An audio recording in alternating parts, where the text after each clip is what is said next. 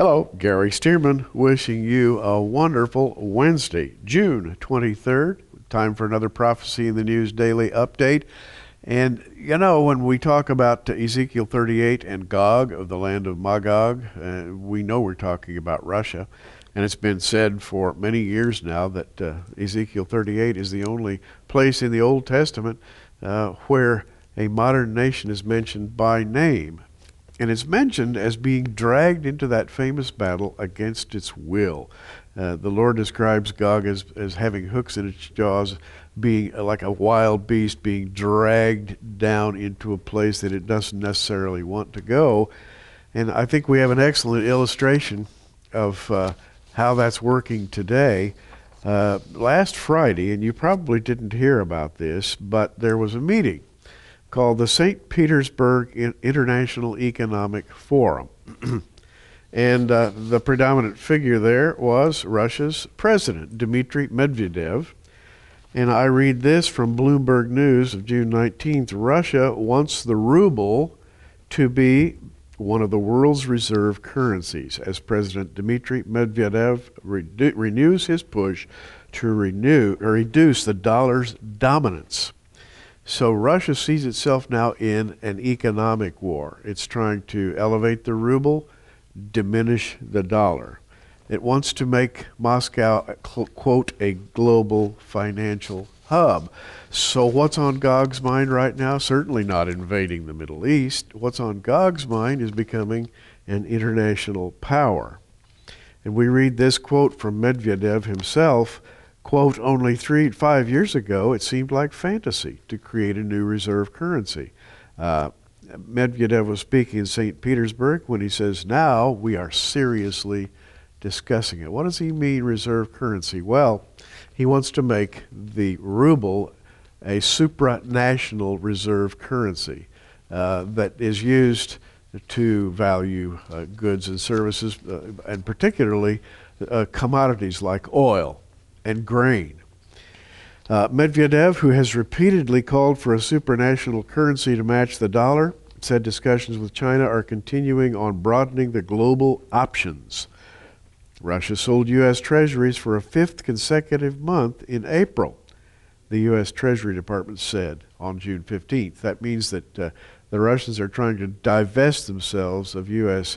Treasury notes, which they regard as declining in value. And so the Russians are trying to position themselves as having one of the global currencies.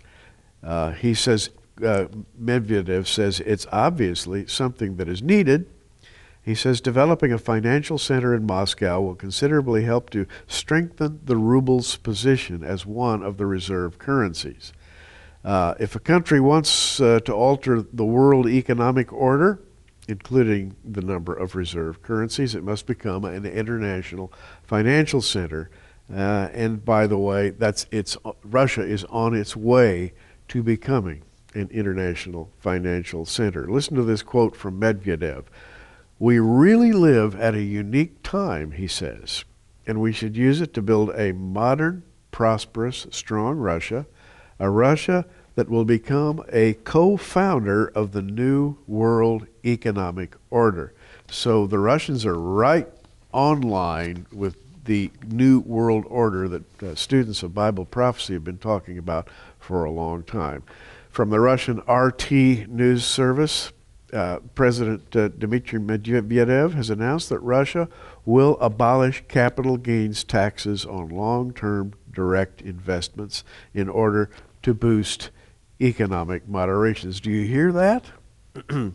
Medvedev of Russia says, we're going to cut capital gains taxes. He's sounding like a real capitalist. He wants his country to prosper economically. So while Medvedev is becoming more and more of a capitalist, guess what's happening on this side of the pond? We are becoming less and less capitalistic. We're going to have the cap and trade. We're going to increase capital gains taxes. We are going to become a public economy. While Russia is going in exactly the opposite direction. You can almost laugh about that, but you don't know whether to laugh or cry. Of course, He spoke in St. Petersburg at that International Economic Forum when he was talking about that, and he says this, and get this, this is from the president of Russia, quote, "As for the improving investment climate, here I also hope that we're moving onwards." He's trying to encourage investment in Russia. He wants to make Russia a capitalist country. It's hard to believe. As of January 1st this year, we've expanded the possibility to apply zero tax rate for profit tax in relation to dividends. In other words, he's cutting corporations a break in Russia. And he says, and today, this was last Friday, "I'm pleased to announce that in Russia as of 2011, we will fully eliminate the capital gain tax for direct long-term investments." Would that we could go in the same direction over here. Medvedev says, from 2011 on, we'll be seriously changing our fiscal policy, reorienting the budget to deliver specific programs, creating greater emphasis on the main priorities of our development. We've made a very strong and important decision to move away from funding the government institutions unrelated to deliverables. In other words, they want to fund the producers of society and not the public sector. That's the way they see to build their economy. And of course, anyone knows that's the way you build an economy. He says, instead, we will fund changes, improvements, new projects, and specific deliverables. Deliverables, of course, would be products, goods, and services. It's astounding to see the Russian plans. Now, when we read about Russia in prophecy, we think of Russia invading the Middle East, the great northern invasion called the invasion of Gog, of the land of Magog in Ezekiel 38. And we tend to think of Russia arming itself to the teeth. And by the way, it is arming itself right now in conjunction with increased oil sales, increased revenues.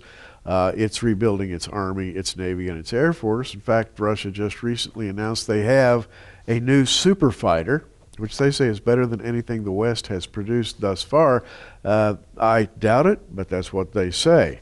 So Russia is doing two things. They are expanding their economy through tried and proven economic strategies, including the diminishment of taxes on corporations.